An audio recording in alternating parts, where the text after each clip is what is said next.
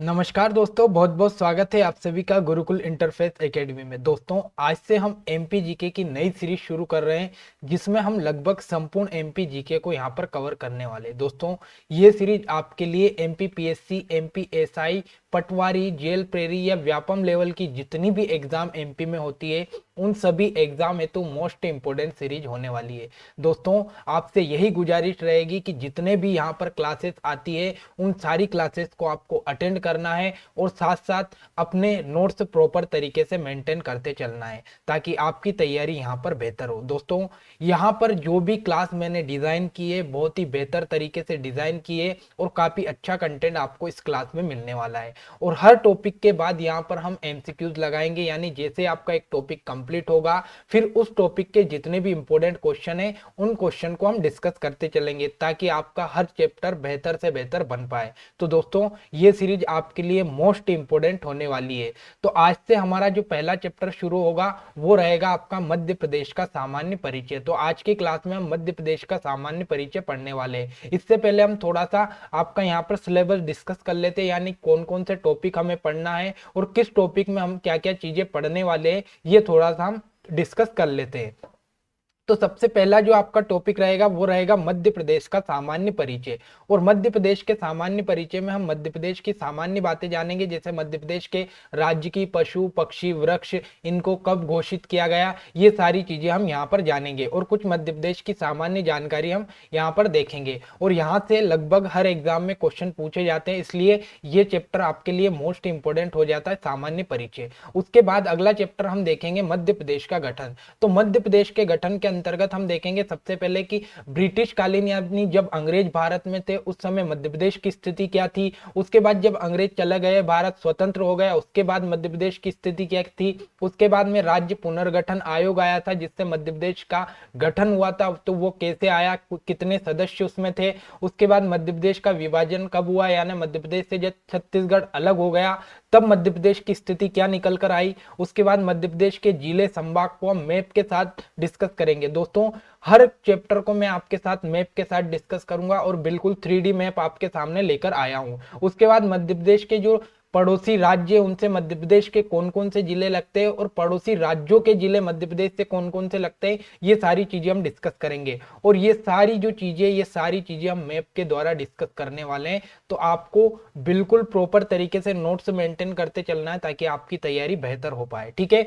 उसके बाद आगे बढ़ेंगे, फिर हम देखेंगे मध्य प्रदेश का भौगोलिक परिदृश्य, यानी कि फिर ज्योग्राफिकल जो भी चैप्टर आएंगे, जैसे कि आपके कौन कौन से चैप्टर है। तो सबसे पहले मध्य प्रदेश का भौगोलिक विभाजन, मध्य प्रदेश की नदियां, परियोजना, ऊर्जा संसाधन, जलवायु, मिट्टी, वन, खनिज और कृषि। तो ये जो जितने भी चैप्टर है ये आते हैं आपके मध्य प्रदेश के ज्योग्राफिकल परिदृश्य में। तो ज्योग्राफिकल परिदृश्य यानी भौगोलिक परिदृश्य में हम ये सारे चैप्टर पढ़ने वाले हैं। उसके बाद अगला आता है आपका सेक्शन मध्य प्रदेश में कला साहित्य और संस्कृति। तो इसके अंतर्गत हम मध्य प्रदेश में जितने भी लोकगीत है, लोक नृत्य और लोक नाट्य ये पढ़ेंगे। उसके बाद मध्य प्रदेश में त्योहार, मेले, समारोह, चित्रकला, रंगकर्म, पर्यटन, किले, दुर्ग, समाधि, मकबरे, गुफाएं, मध्य प्रदेश की प्रमुख जनजाति और मध्य प्रदेश के प्रमुख व्यक्तित्व। दोस्तों, मोस्ट इंपोर्टेंट क्वेश्चन आपके यहाँ से बनते हैं और बनते आ रहे हैं, तो उन सारे क्वेश्चन पर भी डिस्कस करते चलेंगे। तो ये आपका कला और संस्कृति वाला मोस्ट इंपोर्टेंट सेक्शन है जहां से हर एग्जाम में क्वेश्चन पूछे जाते हैं। उसके बाद फिर हम पढ़ेंगे खेल कूद, मोस्ट इंपोर्टेंट सेक्शन है ये भी। इसमें हम मध्य प्रदेश में जितनी भी खेल संस्थाएं, खेल अकादमी, उसके बाद मध्य प्रदेश के कौन कौन से खिलाड़ी किस खेल से संबंधित है और मध्य प्रदेश में कौन सा पुरस्कार किस खेल से संबंधित है, ये सारी चीजें हम खेलकूद के अंतर्गत पढ़ने वाले हैं। उसके बाद फिर आती है आपका शिक्षा और स्वास्थ्य। तो मध्य प्रदेश में शिक्षा संबंधित जितनी भी योजनाएं, मध्य प्रदेश के जितने भी विश्वविद्यालय हैं और स्वास्थ्य संबंधित जितनी भी योजनाएं, ये इस सेक्शन में हम पढ़ने वाले हैं, ठीक है। उसके बाद आता है मध्य प्रदेश में संचार और परिवहन। तो मध्य प्रदेश में संचार और परिवहन में हम पढ़ने वाले कि मध्य प्रदेश में कौन कौन सी पत्र पत्रिकाएं चलती है, मध्य प्रदेश में आकाशवाणी की स्थापना कब हुई, दूरदर्शन की स्थापना कब हुई। उसके बाद मध्य प्रदेश में परिवहन के साधन, मध्य प्रदेश के प्रमुख हवाई अड्डे, मध्य प्रदेश के प्रमुख राज्य मार्ग, ये सारी चीजें हम पढ़ने वाले हैं, ठीक है। उसके बाद आता है मध्य प्रदेश में जनगणना। तो जनगणना भी मोस्ट इंपोर्टेंट सेशन है। 2011 की जनगणना के मध्य नजर रखते हुए हम इस सेक्शन को पूरा करेंगे और जनगणना से जितने भी इंपोर्टेंट क्वेश्चन बनेंगे उन सारे क्वेश्चन को हम यहाँ पर डिस्कस करने वाले हैं। तो दोस्तों उसके बाद में लास्ट में हम पढ़ेंगे विविध वाला सेशन, यानी मध्य प्रदेश की विविध से जो क्वेश्चन बनते हैं, यानी मध्य प्रदेश में सबसे छोटा बड़ा ऊंचा नीचा महत्वपूर्ण तथ्य, ये सारी चीजें हम लास्ट में इन विविध वाले चैप्टर में कंप्लीट करेंगे। तो दोस्तों ये पूरी रूपरेखा आपके सामने कौन कौन से चैप्टर पढ़ने हैं और आपको डेली क्लास मिलती रहेगी। बस आपसे यही गुजारिश है कि नोट्स प्रॉपर बनाते चलना, सारी चीजें आपको बहुत ही अच्छे से डिजाइन करके मैंने रखी हुई है, ठीक है।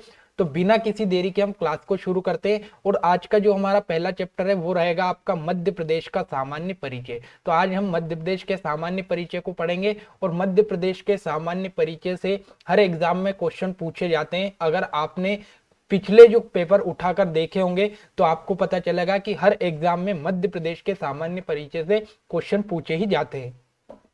तो बिना किसी देरी के हम क्लास को शुरू करते हैं। इससे पहले अगर आपको हमारा चैनल पसंद आए तो प्लीज चैनल को सब्सक्राइब कर ले और सारे वीडियोस को भी लाइक कर दे और कमेंट्स में अपनी राय जरूर दे कि आपको क्लास कैसी लगी, ठीक है। उसके बाद यहाँ पर एक मैंने लिखा हुआ है कि believe in yourself. Believe in yourself मतलब हमेशा खुद पर विश्वास रखे, आप कामयाब जरूर हो जाएंगे। यानी कि खुद पर विश्वास रखकर मेहनत करो, आपको एक ना एक दिन कामयाबी जरूर मिलेगी। और यहाँ पर मेरी टी शर्ट पर भी यही लिखा है बिलीव इन यूर सेल्फ, ठीक है। तो आप खुद पर विश्वास रखकर मेहनत करते जाएं और आपको एक ना एक दिन जॉब जरूर मिल जाएगी, ठीक है। तो हम क्लास को शुरू करते हैं। सबसे पहला चैप्टर आएगा आपका मध्य प्रदेश का सामान्य परिचय।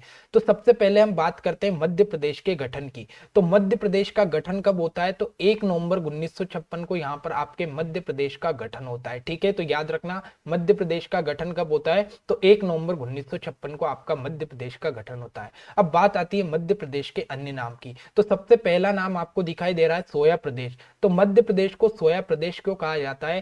क्योंकि मध्य प्रदेश में सोयाबीन का उत्पादन बाकी सभी राज्यों से सबसे ज्यादा होता है, इसलिए मध्य प्रदेश को क्या कहा जाता है? तो सोया प्रदेश कहा जाता है। दूसरा नाम आपको दिखाई दे रहा है टाइगर प्रदेश।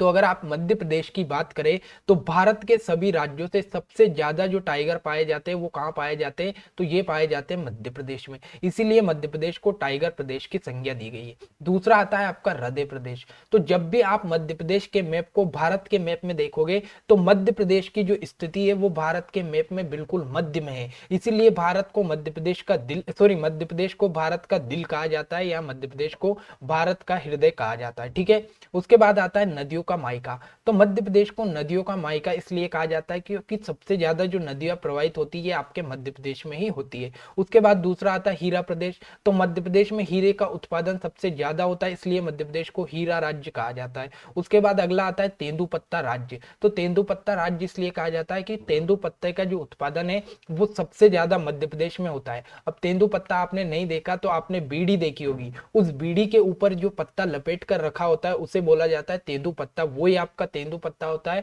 और उसी का उत्पादन आपके मध्य प्रदेश में सबसे ज्यादा होता है, इसीलिए इसे बोला जाता है तेंदुपत्ता राज्य। उसके बाद आता है वनों का राज्य। तो मध्य प्रदेश में बाकी सभी राज्यों की तुलना में सबसे ज्यादा वन है, इसलिए इसे वनों का राज्य कहा जाता है।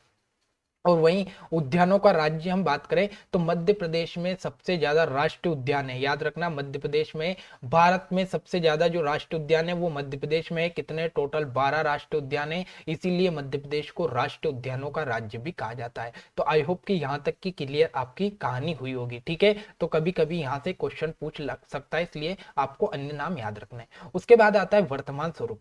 तो वर्तमान स्वरूप की हम बात करें तो 1 नवंबर 2000 को जब मध्य प्रदेश से छत्तीसगढ़ अलग हो गया था तो फिर मध्य प्रदेश का नया मैप यानी नया स्वरूप निकल कर आया, उसके बाद इसे बोला जाता है वर्तमान स्वरूप। तो कब निकल कर आया आपका वर्तमान स्वरूप? 1 नवंबर 2000 को मध्य प्रदेश का नया स्वरूप निकल कर आया जिसे हमने बोला वर्तमान स्वरूप, ठीक है। क्या कहानी थी? तो जब आपका 1 नवंबर 1956 को मध्य प्रदेश का गठन हुआ था तो उस समय मध्य प्रदेश में आपका छत्तीसगढ़ भी शामिल था, लेकिन क्या हुआ कि 1 नवंबर 2000 पर जैसे ही हम पहुंचे तो 1 नवंबर 2000 को मध्य प्रदेश का छत्तीसगढ़ अलग हो गया, तो आपका यहाँ पर वर्तमान स्वरूप निकलकर सामने आया। तो ये आपका क्वेश्चन पूछ सकता है कि मध्य प्रदेश का वर्तमान स्वरूप कब सामने आया? तो याद रखना 1 नवंबर 2000 को जब मध्य प्रदेश से छत्तीसगढ़ अलग हुआ था तो उस समय आपका मध्य प्रदेश का वर्तमान स्वरूप निकलकर आपके सामने आता है, ठीक है। आई होप कि यहाँ तक की कहानी आपकी क्लियर हुई होगी। अब आगे बढ़ते हैं।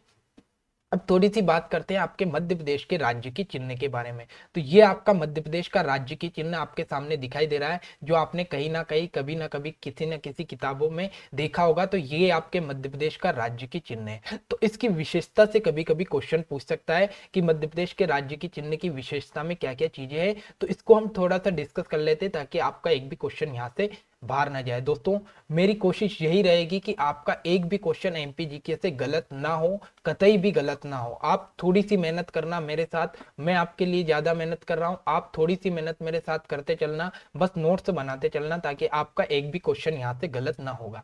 ठीक है, तो सबसे पहले हम बात करें राज्य की चिन्ह की। तो राज्य की चिन्ह में सबसे बाहर की ओर अगर आप देखोगे तो 24 स्तूप आकृति आपको दिखाई देगी। अब ये क्या होता है, तो दोस्तों ये जो आपको आकृति दिखाई दे रही है बाहर की ओर, निकुल ये जो नुकीली हुई आकृति आपको दिखाई दे रही है, इसको बोला जाता है स्तूप।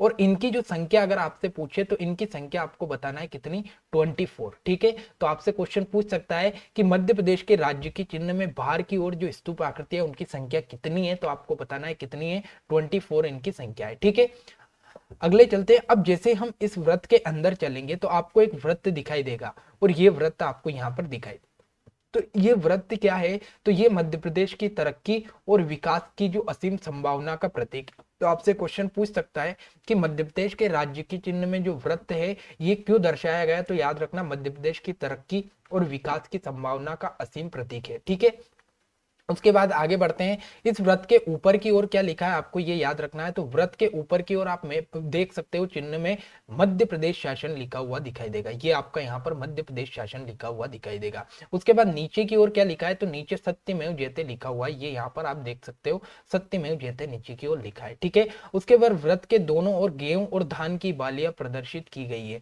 इस पॉइंट को दिमाग में बिठा लेना, क्योंकि यहाँ से क्वेश्चन बने हैं और बनते आ रहे हैं कि मध्य प्रदेश के राज्य की चिन्ह में बाहर की ओर कौन सी आकृति दोनों साइड में किस खाद्यान्न फसल की जो बालियां दर्शाई गई है। तो आपको याद रखना है गेहूं और धान की बालियां यहाँ पर दर्शाई गई है। तो इस पॉइंट को आपको ध्यान से दिमाग में बिठा लेना है। ठीक है, उसके बाद क्या हुआ कि केंद्र में इसके एक अशोक स्तंभ दर्शाया गया। केंद्र में यानी सबसे बीच में अगर आप देखोगे तो यहाँ पर एक अशोक स्तंभ आपको देखने को मिलेगा, और इसके पीछे की ओर एक बरगद का वृक्ष आपको देखने का मिलेगा। तो आपसे क्वेश्चन पूछ सकता है कि मध्य प्रदेश के राज्य की चिन्ह में कौन सा वृक्ष दर्शाया गया, तो आपका आंसर रहेगा यहाँ पर बरगद का वृक्ष दर्शाया गया। ठीक है, तो आई होप कि यहाँ तक की कहानी आपकी क्लियर हो गई होगी। ये आपका राज्य की चिन्ह हमने देखा, जिसमें सबसे बाहर की ओर 24 स्तूप आकृतियां है। जैसे इसके अंदर चलेंगे तो एक वृत्त आपको दिखाई देगा जो मध्य प्रदेश के तरक्की और विकास का प्रतीक है। उसके बाद इसके ऊपर की ओर ऊपर की ओर मध्य प्रदेश शासन लिखा है,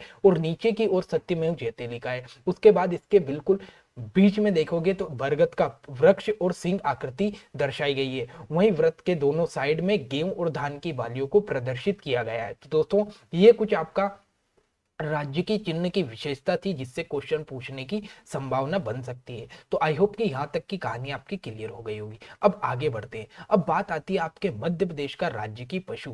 तो राज्य की पशु है आपका कौन सा, बारहसिंगा। याद रखना मोस्ट इंपोर्टेंट है, मध्य प्रदेश का राज्य की पशु कौन सा है, तो ये है आपका बारहसिंगा। ठीक है, इसका अगर आपसे वैज्ञानिक नाम पूछ सकता है, वैज्ञानिक नाम आपका इसका क्या है, तो रूसवर्थ डुआ उसेली इसका वैज्ञानिक नाम है। और मोस्ट इंपोर्टेंट है, स्टार लगा के रख लेना, क्योंकि क्या होता है कि आजकल लोगों को थोड़ा सा कंपटीशन के हिसाब से अगर देखें तो राज्य की पशु आप याद कर ही लेते हो कि बारहसिंगा है, लेकिन अगर उसके वैज्ञानिक नाम से कभी क्वेश्चन बन जाता है कि वैज्ञानिक नाम क्या है, तो उसमें थोड़ा सा कंफ्यूजन यहाँ पर क्रिएट हो सकता है। तो आपको याद रखना है कि जो वैज्ञानिक नाम है वो क्या है, रूसवर्थ डुआ उसेली इसका वैज्ञानिक नाम है। ठीक है, और अगर इसकी प्रजाति पूछे कि कौन सी प्रजाति का है, तो ये है आपका ब्रेडरी प्रजाति का। कौन सी प्रजाति, ब्रेडरी प्रजाति का बारहसिंगा यहाँ पर पाया जाता है। और मध्य प्रदेश का एकमात्र स्थान है कौन सा, कान्हा किसली राष्ट्रीय उद्यान, जहां पर ब्रेडरी प्रजाति का बारहसिंगा पाया जाता है। ठीक है, तो आपको यहां तक की चीजें क्लियर हुई होगी कि मध्य प्रदेश का जो राज्य की पशु है वो बारहसिंगा है। उसका वैज्ञानिक नाम रूसवर्थ डुआ उसेली है। और इसकी अगर प्रजाति आपसे पूछे तो इसकी प्रजाति कौन सी है, तो इसकी प्रजाति है ब्रेडरी प्रजाति। और ब्रेडरी प्रजाति का जो बारहसिंगा है वो एकमात्र मध्य प्रदेश के कान्हा किसली राष्ट्रीय उद्यान में पाया जाता है। अब इसे घोषित कब किया गया, तो इसे 1 नवंबर 1981 को घोषित किया गया। ठीक है, 1 नवंबर 1981 को, यानी मध्य प्रदेश की 25वीं वर्षगांठ को इसे घोषित किया गया। ठीक है, ये आपका बारहसिंगा कुछ इस प्रकार से दिखाई देता है, इसका इमेज आप देख सकते हो, यानी इसके जो सिंग है ये 12 है, इसीलिए इसको बोला जाता है बारहसिंगा। ठीक है, आई होप कि यहाँ तक की कहानी क्लियर है। अब बात आती है राज्य की वृक्ष। तो राज्य की वृक्ष कौन सा है आपका बरगद, और इसे ही हम बोलचाल की भाषा में बोलते हैं वट वृक्ष। ठीक है, तो याद रखना राज्य की वृक्ष कौन सा है बरगद, और इसे हमने वट वृक्ष बोला है। और ये वही बरगद है जिसे हमने अभी अभी देखा है कि इसे जो राज्य के चिन्ह है उसमें दर्शाया गया। ठीक है, तो याद रखना राज्य की वृक्ष कौन सा है आपका बरगद, और इसे हमने वट वृक्ष बोला है। अब इसका भी वैज्ञानिक नाम आपको याद रखना है, तो इसका वैज्ञानिक नाम है फाइकस बेंगलिसिस। क्या है, फाइकस बेंगलिसिस इसका वैज्ञानिक नाम है। मोस्ट इंपोर्टेंट बन जाता है कि राज्य की वृक्ष का वैज्ञानिक नाम क्या है, तो फाइकस बेंगलिसिस है। ठीक है, उसके बाद इसे कब घोषित किया गया, तो इसे भी 1 नवंबर 1981 को घोषित किया गया है। 1 नवंबर 1981 को इसे भी घोषित किया गया है। ये आपका वृक्ष है। ठीक है, आगे बढ़ते हैं। अब आता है राज्य की पक्षी। तो राज्य की पक्षी आपका कौन सा है, दूधराज। ठीक है, यहाँ पर थोड़ा सा नाम में प्रॉब्लम है, तो आपको सबसे इसका जो मूल नाम है वो क्या है, दूधराज। ठीक है, दूधराज, और इसे बोला जाता है शाह बुलबुल। क्या बोला जाता है, इसे बोला जाता है शाह बुलबुल। ठीक है, तो याद रखना राज्य की पक्षी आपका कौन सा है, दूधराज, और इसके अन्य नाम है शाह बुलबुल, सुल्तान बुलबुल, हुसैनी बुलबुल और पैराडाइज फ्लाई कैचर। ठीक है, तो ये इसके कुछ अन्य नाम है। इसे कब घोषित किया गया, तो इसे भी 1 नवंबर 1981 को घोषित किया गया। ठीक है, तो यहाँ तक की कहानी क्लियर है। अब इसका भी कुछ वैज्ञानिक नाम है, तो इसका वैज्ञानिक नाम है टर्फिस फोन पैराडाइज। ठीक है, ये पैराडाइज है। क्या है, पैराडाइज। लिख देता हूं आपके लिए ताकि आपको लिखने में आसानी हो। पैराडाइज, पैराडाइज, ये पैराडाइज। ठीक है, थोड़ी सी टाइपिंग में मिस्टेक है, तो याद रखना टर्फिस फोन पैराडाइज इसका वैज्ञानिक नाम है। ठीक है, अब ये आपका राज्य की पक्षी। अब यहां से एक चीज आपको याद रखनी है जो मोस्ट इंपोर्टेंट आपका क्वेश्चन बनेगा, कब, 1 नवंबर 1981। 1 नवंबर 1981 को क्या, 1 नवंबर 1981 को क्या क्या घोषित किए गए, तो आपको याद रखना है पशु पक्षी, पशु पक्षी और वृक्ष। ठीक है, पशु पक्षी और वृक्ष, ये तीनों चीजें कहाँ रहती है, तो ये तीनों चीजें जंगल में रहती है। और जो चीजें जंगल में रहती है उन्हें कब घोषित किया गया है, तो 1 नवंबर 1981 को इन तीनों को घोषित किया गया है। अब इन्हें घोषित करने का कारण, या कब इन्हें घोषित करने का कारण क्यों है, तो सबसे पहले हमें पता है कि आपका 1 नवंबर 1956 को मध्य प्रदेश का गठन होता है। कब, 1956 को मध्य प्रदेश का गठन होता है। अब जब 1956 से हम 1981 यानी 1981 में पहुंचे, तो मध्य प्रदेश का 25वां जन्मदिन आता है। अब मध्य प्रदेश का 25वां जन्मदिन या मध्य प्रदेश की 25वीं वर्षगांठ हम बोलते हैं, तो मध्य प्रदेश की 25वीं वर्षगांठ पर इन तीनों को घोषित किया गया। तो आपसे क्वेश्चन पूछ सकता है कि मध्य प्रदेश की कौन सी वर्षगांठ पर पशु पक्षी और वृक्ष घोषित किए गए, तो आपको याद रखना है 25वीं वर्षगांठ पर पशु पक्षी और वृक्षों को घोषित किया गया। तो यहां तक की कहानी आपकी क्लियर हो गई होगी। अगर आप साथ में स्क्रीनशॉट लेना चाहते हैं तो स्क्रीनशॉट भी साथ में ले सकते हैं, आपको पूरा पूरा टाइम मिल रहा है। ठीक है, अब कहानी को आगे बढ़ाते हैं। ठीक है, अब आगे बढ़ते हैं। अब राजकीय पुष्प की हम बात करें, तो राजकीय पुष्प है आपका सफेद लिली। ठीक है, सफेद लिली, व्हाइट लिली, सफेद लिली। इसका जो वैज्ञानिक नाम है ये आपका लीलियम कैंडिमम। क्या है, लीलियम कैंडिमम, आपको आसानी से याद रह जाएगा। सफेद लिली का वैज्ञानिक नाम लीलियम कैंडिमम है। ठीक है, उसके बाद ये आपका कुछ इस प्रकार से दिखाई देता है आपका राज्य की पुष्प। उसके बाद आता है राज्य की फल। तो जो फलों का राजा जिसे हम आम बोलते हैं, तो ये आम ही आपका मध्य प्रदेश का राज्य की फल है। ठीक है, इसका वैज्ञानिक नाम आसान है क्योंकि बहुत बार पढ़ने में आता है, मैग्निफेरा इंडिका। क्या है, मैग्निफेरा इंडिका आम का वैज्ञानिक नाम है। ये आपके आम। ठीक है, खाने की चीजें तो आप खाने पे अभी ध्यान नहीं देना है, सिर्फ सिर्फ पढ़ाई पे ध्यान देना है। ठीक है, तो राज्य की फसल की हम बात करें, तो राज्य की फसल है आपकी सोयाबीन। क्या है, सोयाबीन आपकी राज्य की फसल है, क्योंकि सोयाबीन का उत्पादन आपके मध्य प्रदेश में सबसे ज्यादा होता है। अगर इसका वैज्ञानिक नाम हम देखें, तो इसका वैज्ञानिक नाम आ जाता है ग्लाइसिन मैक्स। क्या है, ग्लाइसिन मैक्स आपका सोयाबीन का वैज्ञानिक नाम है। तो आपको मोस्ट इंपोर्टेंट याद रखना है कि वैज्ञानिक नाम क्या है सोयाबीन का, तो ग्लाइसिन मैक्स इसका वैज्ञानिक नाम यहाँ पर निकल कर आता है। ठीक है, यहाँ तक की कहानी क्लियर है। ठीक है, ये आपकी सोयाबीन। ठीक है, उसके बाद हम बात करें राज्य के नृत्य की, तो मध्य प्रदेश का जो राज्य के नृत्य है वो क्या है आपका राई। ठीक है, क्या है, राई मध्य प्रदेश का राज्य के नृत्य है। और ये कहां पर प्रसिद्ध है, तो ये बुंदेलखंड वाला जो क्षेत्र है आपका, बुंदेलखंड वाले क्षेत्र में राज्य के नृत्य राई प्रसिद्ध है। दोस्तों यहाँ पर जितने भी शब्द आते हैं, बुंदेलखंड क्या होता है, मालवा का पठार क्या होता है, आगे सारी चीजें आपको मिलने वाली है। जितनी चीजें मध्य प्रदेश के सामान्य परिचय में आती है वो सारी चीजें हम आगे जाकर डिटेल में पढ़ने वाले हैं। तो आपको यहाँ यहाँ पर सिर्फ चीजों को याद रखना है, क्योंकि सामान्य परिचय यहाँ से क्वेश्चन पूछ सकता है, इसलिए हम सारी चीजों को पढ़ते जा रहे हैं। बाकी जो जितने भी राज्य के नृत्य, जितने भी नृत्य है, जितने भी आपके नाट्य, उन सबको आगे जाके हम डिटेल में पढ़ने वाले हैं। तो यहाँ पर आपका जो राज्य की नृत्य की हम बात कर रहे हैं, तो राज्य की नृत्य आपका राई, और राई कहाँ पर प्रसिद्ध है, तो बुंदेलखंड वाले क्षेत्र में प्रसिद्ध है, और इसको इस प्रकार से कुछ महिलाओं के द्वारा किया जाता है। तो ये आपका राज्य की नृत्य। अब इसकी एक विशेषता है कि जो महिलाएं ये डांस करती है, जो महिलाएं ये डांस करती है, उन्हें बोला जाता है बेडनी। क्या बोला जाता है? उन्हें बोला जाता है बेडनी। ठीक है, तो ये भी आपको याद रखना, ये महिलाओं का पात्र होता है इसमें, जो महिला इसे करती है उसे बेडनी बोला जाता है। ठीक है, उसके बाद राज्य की नाट्य की हम बात करें, तो राज्य की नाट्य आपका कौन सा? मार्च। कौन सा है? मार्च मोस्ट इंपोर्टेंट है, याद रखना। और ये कहाँ पर प्रसिद्ध है? तो ये मालवा वाले क्षेत्र में प्रसिद्ध है। तो राज्य की नृत्य हो गया राई, और राज्य की नाट्य हो गया मार्च, और मार्च कहाँ पर प्रसिद्ध है? तो आपके मालवा वाले क्षेत्र में ये आपका प्रसिद्ध है। ठीक है, और ये कुछ इस प्रकार से महिला और पुरुषों का समूह करता है। ठीक है, उसके बाद आता है राज्य की मछली। तो राज्य की मछली आपकी महाशीर। कौन सी है? महाशीर। और इसका जो इंग्लिश नाम है वो क्या है? टोर टोर। क्या है? टोर टोर। और इसे कब घोषित किया गया? तो 2011 में इसे घोषित किया गया। अब राज्य की मछली का एक वैज्ञानिक नाम भी है, इसका वैज्ञानिक नाम आपको याद रखना है, क्या है? टोर प्यूटी टोरा। क्या है? टोर प्यूटी प्यूटी टोरा। क्या है? टोर प्यूटी टोरा। टोर प्यूटी टोरा इसका वैज्ञानिक नाम है। ये यहाँ पर टाइपिंग में आया नहीं होगा, इसलिए आपको अलग से लिख लेना है कि इसका जो वैज्ञानिक नाम है ये क्या है? टोर प्यूटी टोरा इसका साइंटिफिक नेम है। ठीक है, तो राज्य की मछली आपकी महाशीर, जिसे इंग्लिश में टोटोर, और इसका वैज्ञानिक नाम टोर प्यूटी टोरा है, और इसे 2011 में घोषित किया गया। तो ये आपको याद रखना है। ठीक है, यहाँ तक की कहानी आई होप कि आपकी क्लियर हो गई होगी। अब आगे बढ़ते हैं। आगे बढ़ते हैं हम। सबसे इंपॉर्टेंट यहाँ से क्वेश्चन बनने की सबसे ज्यादा संभावना रहती है कि राज्य की खेल कौन सा है आपका? तो राज्य की खेल है आपका मलखम। कौन सा है? याद रखना, मध्य प्रदेश का जो राज्य की खेल है वो कौन सा है? तो वो है मलखम। ये कुछ इस प्रकार से जो लकड़ी का पोल रहता है, इस लकड़ी के पोल पर लड़के कुछ इस प्रकार से करतब दिखाते हैं, तो इसे बोला जाता है मलखम खेल। अब मलखम खेल की हम बात करें तो इसे राज्य की खेल कब घोषित किया गया? तो 9 अप्रैल 2013 को इसे राज्य की खेल घोषित किया गया। डेट और तारीख सब याद रखना है आपको, क्योंकि मोस्ट इंपोर्टेंट क्वेश्चन यहाँ से बनता आ रहा है एग्जाम में, हर एग्जाम में क्वेश्चन बनता है। तो राज्य की खेल मलखम है, 9 अप्रैल 2013 को इसे घोषित किया गया।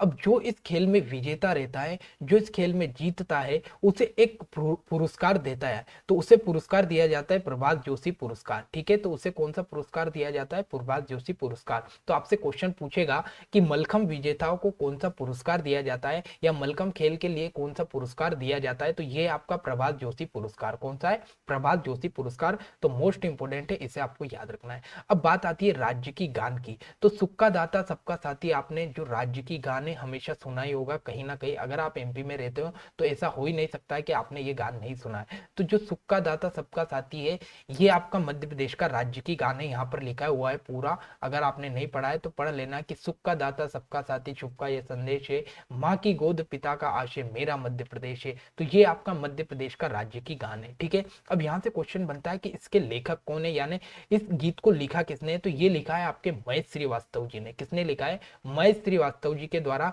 मध्य प्रदेश का गान लिखा गया है। अब इसे गाया किसने? तो ये गाया आपका शान शांतनु मुखर्जी ने। किसने गाया है? शान शांतनु मुखर्जी के द्वारा इसे गाया गया है। ठीक है, तो दोनों क्वेश्चन यहाँ से आपके क्लियर हो जाता है कि मध्य प्रदेश के जो राज्य की गान है उसके लेखक महेश श्रीवास्तव जी है, और इसे गाया किसने? तो इसे गाया शान शांतनु मुखर्जी के द्वारा। ठीक है, अब यहाँ पर आपसे क्वेश्चन पूछता है कि जो महेश श्रीवास्तव जी है, ये महेश श्रीवास्तव जी का संबंध किस क्षेत्र से? तो आपको याद रखना है, इसका जो संबंध है ये पत्रकारिता से। किससे? पत्रकारिता से इनका संबंध है।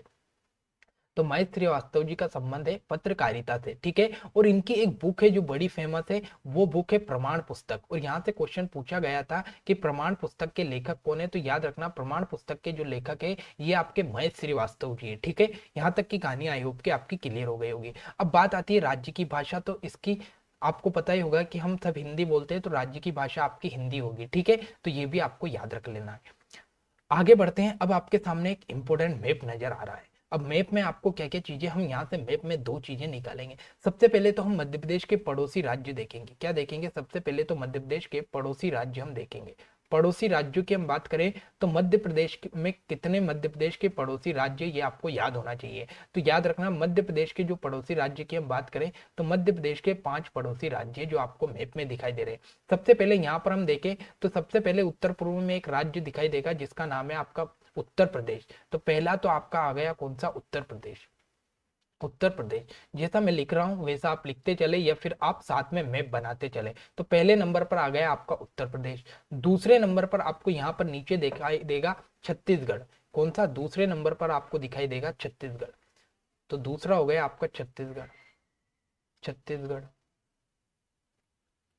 ठीक है, तीसरे नंबर पर आपको यहाँ पर दिखाई दे रहा है एक और सबसे दक्षिण में राज्य, तीसरे नंबर पर आता है आपका महाराष्ट्र। कौन सा, महाराष्ट्र आता है। तो महाराष्ट्र आ गया आपका। ठीक है, उसके बाद में एक राज्य आपको यहां पर दिखाई देगा, ये आपका सबसे पश्चिमी राज्य गुजरात। कौन सा है आपका, गुजरात। तो आपका अगला राज्य आ गया गुजरात। ठीक है, गुजरात। उसके बाद लास्ट में आता है यहाँ पर पांचवा राज्य आपका राजस्थान। कौन सा, राजस्थान। तो ये आपका पांचवा राज्य हो गया राजस्थान, राजस्थान। ठीक है, तो अगर आपसे क्वेश्चन पूछ सकता है कि मध्य प्रदेश के कितने पड़ोसी राज्य है, तो आपको आंसर में देना है कि मध्य प्रदेश के 5 पड़ोसी राज्य है। अगर आपसे बाई चांस कभी ऑप्शन में दे दे कि निम्नलिखित में से मध्य प्रदेश का कौन सा पड़ोसी राज्य है, तो इन 5 राज्यों के नाम आपको याद करने पड़ेंगे। पहले नंबर पर आता है उत्तर प्रदेश, दूसरे नंबर पर छत्तीसगढ़, तीसरा महाराष्ट्र, चौथा गुजरात और फिर राजस्थान। तो ये 5 आपके मध्य प्रदेश के पड़ोसी राज्य बन जाते हैं जिससे क्वेश्चन पूछ सकता है। और क्वेश्चन पूछे गए, लगातार एग्जाम में क्वेश्चन पूछे गए, तो आप क्या करना, मैं तो आपको विगत वर्षों के जितने भी इंपॉर्टेंट क्वेश्चन है वो हर टॉपिक के बाद सोल्व करवाऊंगा ये, लेकिन आपको भी अपने हिसाब से कोई सी भी बुक लेना है जिसमें पुराने प्रश्न दिए गए हों मध्य प्रदेश के, तो उनको आपको लगाना है ताकि आपको पता चल जाएगा कि कैसे क्वेश्चन यहाँ पर पूछे जाते हैं। ठीक है, तो यहाँ पर आपको एक बार नोट डाउन कर ले कि ये आपके 5 पड़ोसी राज्य, या फिर मैप बना ले ताकि आपको आसानी होगी। ठीक है, अब आगे बढ़ते हैं। अब यहाँ पर एक और चीज हम मैप से निकालेंगे कि मध्य प्रदेश का यहाँ पर सबसे उत्तरी जिला आपको दिखाई दे रहा है। तो आपसे क्वेश्चन पूछेगा कि मध्य प्रदेश का सबसे उत्तरी जिला कौन सा है, तो यहाँ पर आपको आंसर में लगाना है मुरैना। सबसे उत्तरी जिला, सबसे उत्तरी जिला कौन सा है आपका, तो आपको याद रखना है सबसे उत्तरी जिला कौन सा है आपका, मुरैना। ठीक है, कौन सा है, मुरैना। उसके बाद आपसे पूछेगा कि मध्य प्रदेश का सबसे दक्षिणी जिला कौन सा है, तो यहाँ पर सबसे दक्षिण में आपको जिला दिखाई दे रहा है, कौन सा है दक्षिण में, वो है आपका बुरहानपुर। तो आपको याद रखना है मध्य प्रदेश का सबसे दक्षिणी जिला कौन सा है, तो वो है आपका बुरहानपुर। बुरहानपुर क्या है आपका, बुरहानपुर। उसके बाद आपसे पूछेगा कि सबसे पूर्वी जिला कौन सा है, तो यहाँ पर एक जिला दिखाई दे रहा है आपको, सिंगरौली। कौन सा है, सिंगरौली। तो सबसे पूर्वी जिला अगर आपसे पूछे कि सबसे पूर्वी जिला कौन सा है, तो आपको याद रखना है सबसे पूर्वी जिला है आपका सिंगरौली। कौन सा है आपका, सिंगरौली सबसे पूर्वी जिला है। ठीक है, उसके बाद सबसे पश्चिमी जिला यहाँ से पूछे तो सबसे पश्चिमी जिला है आपका कौन सा, अलीराजपुर। सबसे पश्चिमी जिला अगर आपसे पूछे तो सबसे पश्चिमी जिला आपका निकल कर आता है कौन सा, अलीराजपुर। अलीराजपुर। ठीक है, तो सबसे पश्चिमी जिला बनकर आता है आपका अलीराजपुर। तो यहां तक की कहानी आपकी क्लियर हो गई होगी। सबसे उत्तरी यानी ऊपर का जिला पूछे तो मुरैना, सबसे दक्षिण यानी सबसे नीचे का जिला पूछे तो आपका रहेगा कौन सा, बुरहानपुर। सबसे पूर्वी यानी सीधे हाथ की तरफ वाला जिला पूछे तो वो रहेगा सिंगरौली, और सबसे पश्चिमी यानी उल्टे हाथ की तरफ का जो जिला रहेगा वो रहेगा आपका कौन सा, अलीराजपुर। तो उत्तर पश्चिम पूर्व पश्चिम वाले जिले हो गए इस मैप से, और मध्य प्रदेश के 5 पड़ोसी राज्य भी इस मैप से हमने निकाल लिए। ठीक है, यहां तक की कहानी आपकी क्लियर हो गई होगी। अब आगे बढ़ते हैं, आगे बढ़ते हैं। एक और मैप आपके सामने निकल कर आया, मोस्ट इंपोर्टेंट मैप है। अब यहां से आपको बताना है कि मध्य प्रदेश की उत्तर से दक्षिण, उत्तर से दक्षिण क्या होता है कि सबसे ऊपर से नीचे, जब सबसे ऊपर से हम नीचे आएंगे तो सबसे ऊपर से नीचे तक की लंबाई कितनी है, तो ये है आपकी उत्तर से दक्षिण की लंबाई 605 किलोमीटर। कितनी, 605 किलोमीटर। तो याद रखना उत्तर से दक्षिण की लंबाई कितनी है, 605 किलोमीटर। कितनी है, 605 किलोमीटर। वहीं पूरब से पश्चिम की लंबाई चौड़ाई आपसे पूछे कि पूरब से पश्चिम की लंबाई कितनी है, तो ये आपको बताना है कितनी, 870 किलोमीटर। कितनी, 870 किलोमीटर। ठीक है, दो चीजें क्लियर हो गई है। पूरब से पश्चिम अगर आपसे पूछे तो 870 किलोमीटर, और अगर उत्तर से दक्षिण पूछे तो 605 किलोमीटर। ये आपका यहाँ से इस मैप से हमने देखा। तो क्या क्या देख लिया, पूरब से पश्चिम की लंबाई हो गई, उत्तर से दक्षिण की लंबाई हो गई। ठीक है, ये आपको याद रखना है, मोस्ट इंपोर्टेंट दो दो आपको लंबाई चौड़ाई याद रखनी है। 605 किलोमीटर जो कि उत्तर से दक्षिण है, उत्तर से दक्षिण है। उसके बाद में 870 किलोमीटर, 870 किलोमीटर जो पूर्व से पश्चिम है। ठीक है, पूर्व से पश्चिम, यानी पूर्व से पश्चिम की लंबाई की हम बात करें तो पूरब से पश्चिम की लंबाई आपकी ज्यादा है। कौन सी लंबाई ज्यादा है? पूरब से पश्चिम की तरफ अगर हम चलेंगे तो ये लंबाई आपकी ज्यादा है। कौन सी ज्यादा है? पूरब से पश्चिम की लंबाई आपकी ज्यादा है। ठीक है, तो ये भी आपको याद रखना है। ठीक है, तो इस मैप से हमने लंबाई चौड़ाई को भी देख लिया। अब आगे बढ़ते हैं। अब आता है भौगोलिक विस्तार, मोस्ट इंपोर्टेंट है। मध्य प्रदेश का भौगोलिक विस्तार यहाँ पर देखना है। तो सबसे पहले आप एक बार नजर डालें कि भौगोलिक विस्तार है क्या, इसे याद करें। उसके बाद मैं समझाता हूँ कि भौगोलिक विस्तार होता क्या है। तो सबसे पहले यहाँ पर आपको दिखाई दे रहा है 21 डिग्री 6 मिनट उत्तरी अक्षांश से 26 डिग्री 30 मिनट उत्तरी अक्षांश, वहीं 74 डिग्री 9 मिनट पूर्वी देशांतर से 82 डिग्री 48 मिनट पूर्वी देशांतर। ये आपका मध्य प्रदेश का भौगोलिक विस्तार है। लगातार एमपी जीके से इस यहाँ से क्वेश्चन पूछा जाता है कि निम्नलिखित में से मध्य प्रदेश का भौगोलिक विस्तार क्या है। तो आपको याद रखना है 21 डिग्री 6 मिनट उत्तरी अक्षांश से 26 डिग्री 30 मिनट उत्तरी अक्षांश, और वहीं 74 डिग्री 9 मिनट पूर्वी देशांतर से 82 डिग्री 48 मिनट पूर्वी देशांतर। तो ये आपका भौगोलिक विस्तार है। ठीक है, अब आइए अपन समझते हैं कि भौगोलिक विस्तार क्या होता है। तो सबसे पहले मैंने आपके सामने बनाया एक सिंपल सा गोल पृथ्वी। क्या बनाया? एक सिंपल सा गोल पृथ्वी मैंने बनाया। ठीक है, ये आपका पृथ्वी है। अब यहां से एक लाइन आपने पृथ्वी पर देखी होगी, अगर आपने कभी भी ग्लोब को ध्यान से देखा तो यहाँ पर एक लाइन सबसे बीच में बड़ी लाइन होती है जिसे हम 0 डिग्री भूमध्य रेखा कहते हैं। 0 डिग्री भूमध्य रेखा इसे बोलते हैं। ठीक है, तो ये 0 डिग्री भूमध्य रेखा इसे हम बोलते हैं। अब इसके अगर ऊपर की हम बात करें, अब इसके 0 डिग्री के अगर ऊपर आप जाओगे तो यहाँ पर जो आपका क्षेत्र पड़ेगा इसे बोला जाता है उत्तरी गोलार्ध। उत्तरी गोलार्ध याद रखना, आपको बिल्कुल सिंपल तरीके से सारी चीजें मैं समझाऊंगा और ध्यान से समझना। तो भूमध्य रेखा के ऊपर जाओगे तो कौन सा गोलार्ध आएगा? उत्तरी गोलार्ध। और भूमध्य रेखा के नीचे आओगे तो कौन सा गोलार्ध आएगा? दक्षिणी गोलार्ध। दक्षिणी गोलार्ध। ठीक है, कौन सा? दक्षिणी गोलार्ध। ठीक है, क्लियर। अब क्या होता है कि यहां पर हमने देखा कि 0 डिग्री भूमध्य रेखा के ऊपर की ओर उत्तरी गोलार्ध और नीचे की ओर दक्षिणी गोलार्ध। लेकिन यहां से मैं आपके सामने कलर चेंज करके एक और थोड़ा सा बनाता हूं मैप। ठीक है, अब मैंने एक और पृथ्वी आपके सामने बनाई, ये पृथ्वी। अब इस पृथ्वी के यहां से एक और लाइन निकलती है जिसे हम बोलते हैं 0 डिग्री देशांतर रेखा। 0 डिग्री देशांतर रेखा, 0 डिग्री देशांतर रेखा, या इसे ग्रीनविच रेखा भी बोला जाता है। ग्रीनविच रेखा। ठीक है, अब इस रेखा के अगर इधर आओगे आप सीधे हाथ की तरफ तो यहां पर आपका जो गोलार्ध आएगा वो आएगा कौन सा? पूर्वी गोलार्ध। कौन सा? पूर्वी गोलार्ध। पूर्वी गोलार्ध। ठीक है, और इधर की साइड अगर आप चलोगे तो इधर कौन सा आएगा आपका? पश्चिमी गोलार्ध। कौन सा? पश्चिमी गोलार्ध। पश्चिमी गोलार्ध। पश्चिमी गोलार्ध। ठीक है, तो 0 डिग्री देशांतर रेखा के सीधे हाथ की तरफ आपका पूर्वी गोलार्ध और उल्टे हाथ की तरफ आपका पश्चिमी गोलार्ध। ठीक है, अब अगर हम मध्य प्रदेश की बात करें, ठीक है, मध्य प्रदेश की यहां पर बात कर लेते हैं भैया। एक मिनट, थोड़ा सा यहां पर मध्य प्रदेश की बात करते। ठीक है, तो मैंने फिर से कलर लिया रेड, और अगर ये मैंने फिर से पृथ्वी आपकी बनाई, ठीक है, ये तो 0 डिग्री भूमध्य रेखा हो गई, ये 0 डिग्री देशांतर रेखा हो गई। ठीक है, इस पृथ्वी पर हमने दो लाइनें बनाई थी, एक तो 0 डिग्री देशांतर और 0 डिग्री भूमध्य, तो ये दोनों रेखा मैंने यहाँ पर बना दी। और अगर यहाँ पर हम मध्य प्रदेश की स्थिति देखें तो आपका मध्य प्रदेश यहाँ पर आता है। तो मेरा क्वेश्चन आपसे ये बनता है कि मध्य प्रदेश किस गोलार्ध में स्थित है? ठीक है, मध्य प्रदेश किस गोलार्ध में स्थित है? तो आपको यहां से अगर 0 डिग्री देशांतर के सापेक्ष देखे तो कौन सा गोलार्ध आएगा आपका? ऊपरी वाला, मतलब उत्तरी। ठीक है, और अगर 0 डिग्री देशांतर रेखा के सापेक्ष देखे तो कौन सा आएगा? पूर्वी। ठीक है, तो आपका आंसर यहां पर बनता है उत्तर पूर्वी गोलार्ध। कौन सा? उत्तर पूर्वी गोलार्ध। उत्तर पूर्वी गोलार्ध। तो आपको याद रखना है कि मध्य प्रदेश कौन से गोलार्ध में स्थित है? तो मोस्ट इंपोर्टेंट है उत्तर पूर्वी उत्तर पूर्वी गोलार्ध में आपका मध्य प्रदेश स्थित है। ठीक है, अब कैसे स्थित है ये आपको क्लियर कर दिया मैंने कि मध्य प्रदेश उत्तर पूर्वी गोलार्ध में कैसे स्थित है। तो अगर आप भूमध्य रेखा के सापेक्ष देखोगे तो उत्तरी गोलार्ध, और अगर देशांतर रेखा के सापेक्ष देखोगे तो पूर्वी गोलार्ध में आ रहा है। ये मैंने यहाँ पर आपका पृथ्वी बना के दिखाया। अब यहाँ पर कौन सा गोलार्ध आ गया, तो उत्तर पूर्वी गोलार्ध में आपका आ गया। ठीक है, अब क्या होता है, एक और चीजें समझो, यहाँ से सारी चीजें क्लियर कर रहा हूं।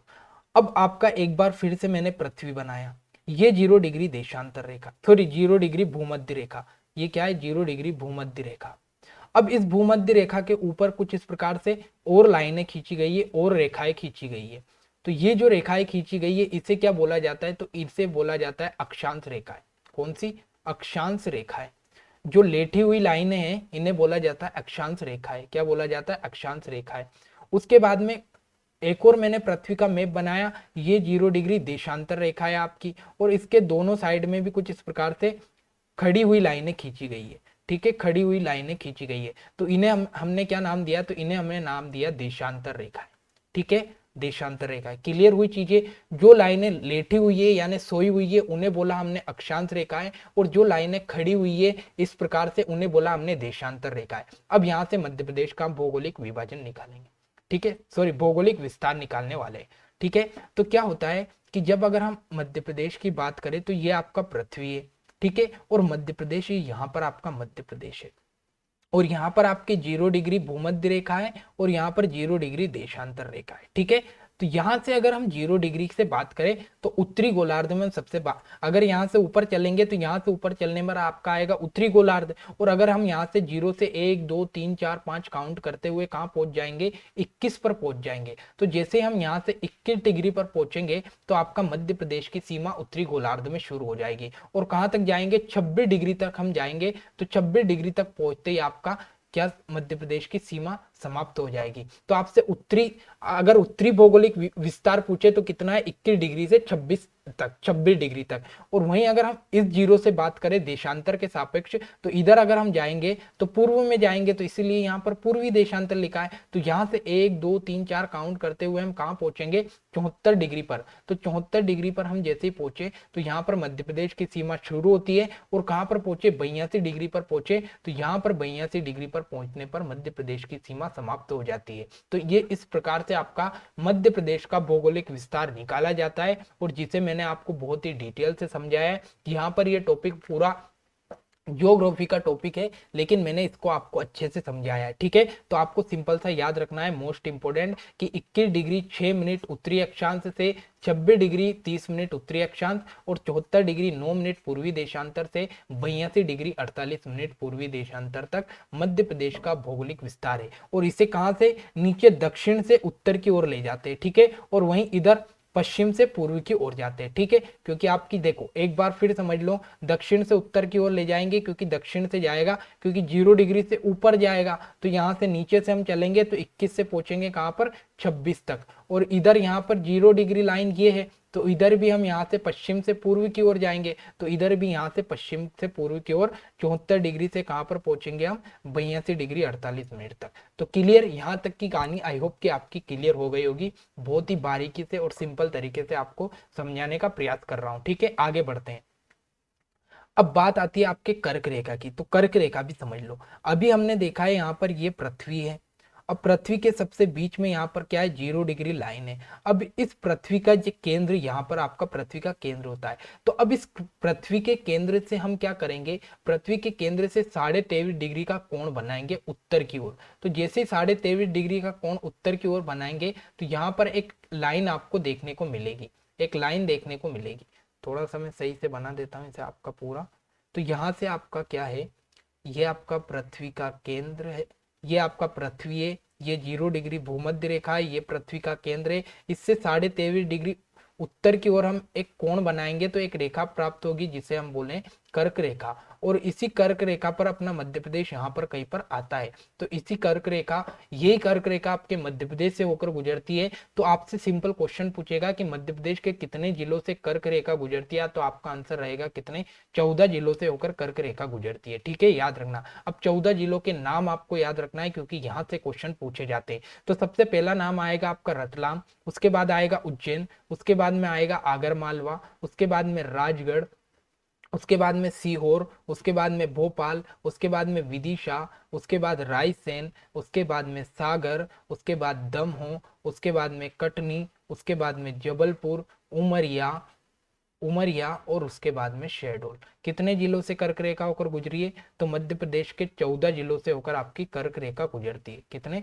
14 जिलों से होकर आपकी कर्क रेखा गुजरती है। नाम अगर आप चाहो तो यहाँ पर मैं आपके सामने लिख देता हूँ, रतलाम, रतलाम।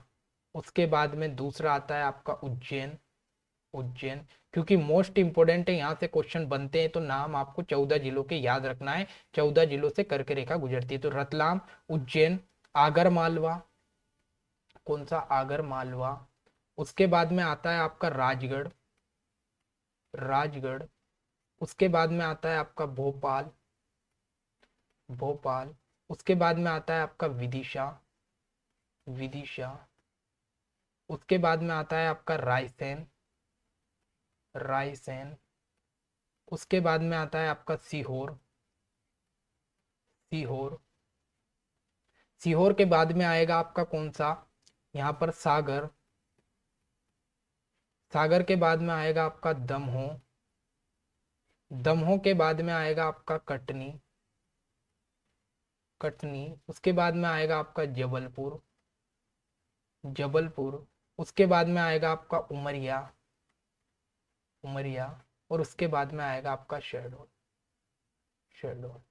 ठीक है, शहडोल। तो ये आपके टोटल 14 जिले हैं। इन 14 जिलों से आपकी कर्क रेखा होकर गुजरती है। आपको 4 ऑप्शन देगा और क्वेश्चन पूछ लेगा कि निम्नलिखित में से कौन से जिले से होकर मध्य प्रदेश में कर्क रेखा गुजरती है। तो इसलिए आपको 14 जिलों के नाम याद रखना मोस्ट इंपोर्टेंट है। ठीक है, कहानी यहाँ तक क्लियर है, आगे बढ़ते हैं। अब बात आती है मध्य प्रदेश के क्षेत्रफल की। तो सबसे पहले तो क्षेत्रफल होता है क्या, ये बात करते हैं। ठीक है, तो क्षेत्रफल क्या होता है? जैसे कि कोई सा भी, ये आपका मैंने एक स्थान बनाया, ये एक गोला बनाया, इस गोले के अंदर मैंने छोटे गोले को बिठा दिया, तो आपका क्षेत्रफल का सीधा मतलब होता है कि बड़े गोले के अंदर ये जो छोटा गोला है, इसने कितना स्थान घेर रखा है, यानी कि किसी भी स्थान को घेर कर रखना, वही आपका क्षेत्रफल कहलाता है। यानी कि पूरे भारत के मैप में मध्य प्रदेश ने कितना स्थान घेर रखा है, ये उसका क्षेत्रफल हो जाता है। ठीक है, तो अगर मध्य प्रदेश के क्षेत्रफल की हम बात करें तो मध्य प्रदेश का क्षेत्रफल कितना है? 3,08,252 वर्ग किलोमीटर। याद रखना, जब भी क्षेत्रफल की बात आए तो किस में आएगा क्षेत्रफल? वर्ग किलोमीटर, या फिर आपको किलोमीटर स्क्वायर भी देखने को मिल सकता है। किलोमीटर स्क्वायर या फिर वर्ग किलोमीटर, दोनों एक ही होता है। तो इंग्लिश में किलोमीटर स्क्वायर और हिंदी में वर्ग किलोमीटर आपको देखने को मिलेगा। ठीक है, तो सीधा सिंपल सा आपको याद रखना है कि कितना? 3,08,252 वर्ग किलोमीटर आपका क्षेत्रफल यहाँ पर मध्य प्रदेश का है। अब इसने भारत में कितना स्थान घेर रखा है? तो भारत का 9.38% स्थान इसने घेर रखा है। यानी कि पूरा मध्य प्रदेश भारत का, अगर भारत 100% है, अगर भारत 100% है, तो उसमें से 9.38% आपका कौन है? तो इसमें 9.38% कौन है आपका? ये मध्य प्रदेश है। ठीक है, तो पूरा भारत 100% है, उसमें से मध्य प्रदेश कितना है? तो 9.38 आपका मध्य प्रदेश है। तो आपको याद रखना है। तो ये आपका क्षेत्रफल हो गया मध्य प्रदेश का, 3,08,252 वर्ग किलोमीटर। अब कहीं कहीं आपने अलग अलग बुक आप पढ़ते होंगे, तो अलग अलग बुक में आपको कहीं ना कहीं 3,08,245 वर्ग किलोमीटर भी आपको देखने को मिलेगा। ये क्षेत्रफल भी आपको देखने को मिलेगा, लेकिन जो सही क्षेत्रफल है वो ये है आपका 3,08,252 वर्ग किलोमीटर। अब अगर ऐसा हो रहा है तो इसका कारण क्या है कि पहले मध्य प्रदेश और छत्तीसगढ़ दोनों एक ही शामिल थे, एक ही में, लेकिन 2000 में मध्य प्रदेश से छत्तीसगढ़ को अलग हो गया। तो अमरकंटक नामक स्थान पर क्या होता है? किरार नामक घाटी आती है। तो वो घाटी का जो आधा हिस्सा है वो मध्य प्रदेश में और आधा हिस्सा छत्तीसगढ़ में। तो इन दोनों के बीच में इस घाटी को लेकर विवाद है कि ये हिस्सा आधा भी हमारा है और आधा आपका है। तो ये बोलते हैं, मध्य प्रदेश वाले बोलते हैं कि ये हिस्सा हमारा है, और छत्तीसगढ़ वाले बोलते हैं कि ये हिस्सा हमारा है। इसलिए दोनों में विवाद है। इसलिए कोई कोई सी बुक वाला लिख देता है कि मध्य प्रदेश का क्षेत्रफल 3,08,245 वर्ग किलोमीटर है, लेकिन हमारा क्षेत्रफल ज्यादा है। हम मध्य प्रदेश का क्षेत्रफल कम क्यों बताएंगे? हम तो ज्यादा ही बताएंगे। तो आपको याद रखना है 3,08,252 वर्ग किलोमीटर मध्य प्रदेश का क्षेत्रफल है, जो भारत का 9.38% है। ठीक है, यहां तक की चीजें क्लियर है। अब बात आती है मध्य प्रदेश का उच्च न्यायालय। तो याद रखना सिंपल सा, मध्य प्रदेश का जो हाई कोर्ट है, हाई कोर्ट है वो कहां पर है? तो वो है आपका कहां पर? वो है आपका जबलपुर में। कहाँ है? मध्य प्रदेश का उच्च न्यायालय या हाईकोर्ट, ये जबलपुर में। लेकिन सुविधा की दृष्टि के अनुसार मध्य प्रदेश की 2 खंडपीठ बना दी, यानी कि अगर कोई बिल्कुल दक्षिण वाला राज्य, जैसे दक्षिण वाला है, जैसे इधर खंडवा बुरहानपुर वाला क्षेत्र है, तो ये खंडवा बुरहानपुर वाले लोग अगर जबलपुर जाएंगे तो इनको कितना समय लगेगा, कितने पैसे खर्च होंगे। तो इसी सुविधा को मद्देनजर रखते हुए या फिर इस दृष्टि से यहाँ पर सरकार ने क्या किया, इसकी 2 ब्रांच बना दी। यानी कि अब क्या हुआ कि लोगों को ज्यादा दूर नहीं जाना पड़ेगा, यानी कि जितने भी अगर बुरहानपुर खंडवा के लोग हैं तो ये पास के पास में कहाँ चले जाएंगे, इंदौर में चले जाएंगे, और उधर भिंड मुरैना वाले पास के पास ग्वालियर में चले जाएंगे। तो इसी दृष्टि को मद्देनजर रखते हुए क्या किया कि सरकार ने इसकी 2 खंडपीठ बना दी, एक तो इंदौर और ग्वालियर। कहाँ? इंदौर और ग्वालियर में। तो आपको बस इतना याद रखना है कि मध्य प्रदेश का जो हाई कोर्ट है यानी उच्च न्यायालय, ये कहाँ पर है? जबलपुर में। इसकी 2 खंडपीठ है, वो कहाँ पर है? इंदौर और ग्वालियर में। और एक और तीसरे नंबर की इसकी खंडपीठ प्रस्तावित है, वो कहाँ पर? भोपाल में प्रस्तावित है। तो अभी भोपाल में भी इसकी खंडपीठ बनने वाली है। ठीक है। अब बात आती है कि आपका जो जबलपुर का उच्च न्यायालय, इसका जो डिजाइन है वो किसने तैयार किया? तो याद रखना, हेनरी इरविन। किसने? हेनरी इरविन जो थे, इन्होंने मध्य प्रदेश के हाई कोर्ट का डिजाइन तैयार किया और ये इसके वास्तुकार है। ठीक है। तो जो जबलपुर वाला आपका हाई कोर्ट है, इसका डिजाइन तैयार किया हेनरी इरविन ने। ठीक है, ये आपको याद रखना है। क्लियर यहां तक की चीजें? अब आगे बढ़ते हैं। अब बात आती है आपके मध्य प्रदेश में संभाग की। तो संभाग कितने हैं आपके मध्य प्रदेश में? सबको पता है 10 संभाग है। याद रखना, मोस्ट इंपोर्टेंट है, 10 संभाग है। वहीं जिलों की बात करें तो जिले कितने? 52 यानी 52 जिले मध्य प्रदेश में। वहीं तहसीलों की बात करें तो 424 तहसीलें वर्तमान में मध्य प्रदेश में है। ठीक है। उसके बाद बात आता है विकासखंड। तो विकासखंड कितने हैं मध्य प्रदेश में? 313 विकासखंड है। वहीं आपसे पूछे कि आदिवासी विकासखंड कितने हैं? तो 89 आदिवासी विकासखंड है। और उसके बाद नगर निगम पूछे तो कितनी है? 16। याद रखना, आपसे क्वेश्चन पूछेगा कि वर्तमान में मध्य प्रदेश में नगर निगम कितने हैं, तो आपको बताना है 16। तो फिर मैंने यहाँ पर 2 क्यों लिखे, इसकी क्या कारण है? तो 2 लिखने का सबसे बड़ा कारण क्या है कि सन 2018 में, कब? 2018 में भिंड और दतिया दोनों को नगर निगम बनाने की मंजूरी मिल गई है। लेकिन अभी ये बने नहीं है, बनने वाले। इसीलिए मैंने प्लस करके 2 लिखे, 18 नहीं लिखे, सिर्फ 16 लिखे, क्योंकि 16 वर्तमान में है और 2 को मंजूरी मिली, यानी 2 चल रहे हैं, इनका काम ये बन जाएंगे भिंड और दतिया। तो कौन कौन से? भिंड और दतिया प्रस्तावित चल रहे हैं। ठीक है।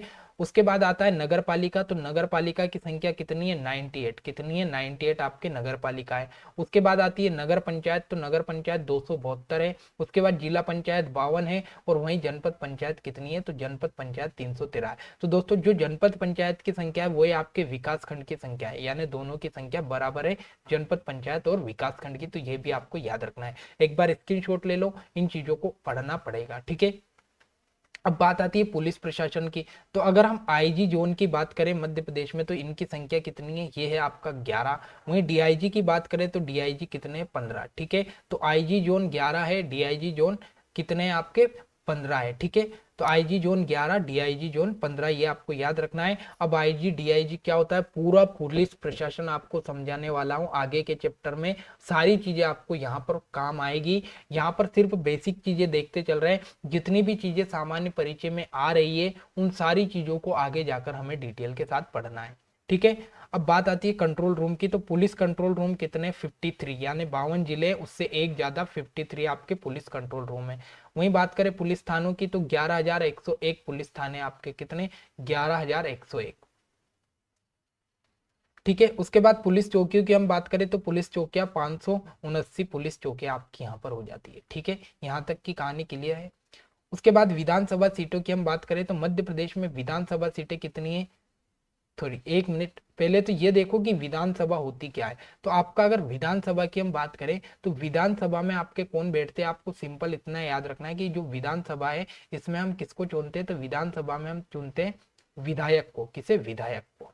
तो आपको यहाँ पर याद रखना है कि विधानसभा के अंदर कौन बैठते हैं? तो विधायक बैठते हैं। अब विधानसभा की अगर सीटें हम बात करें तो सबसे पहले अविभाजित। अब बार बार यहाँ पर नाम आएगा अविभाजित, तो पहले ही बता दूं, अविभाजित का मतलब होता है जब मध्य प्रदेश में आपका छत्तीसगढ़ भी शामिल था तो उसे बोला जाता था अविभाजित मध्य प्रदेश। तो जब मध्य प्रदेश में छत्तीसगढ़ भी शामिल था उस समय विधानसभा की सीटें कितनी थी? तो 320। लेकिन वर्तमान में कितनी है? तो वर्तमान में 230। कितनी है? 230। ठीक है।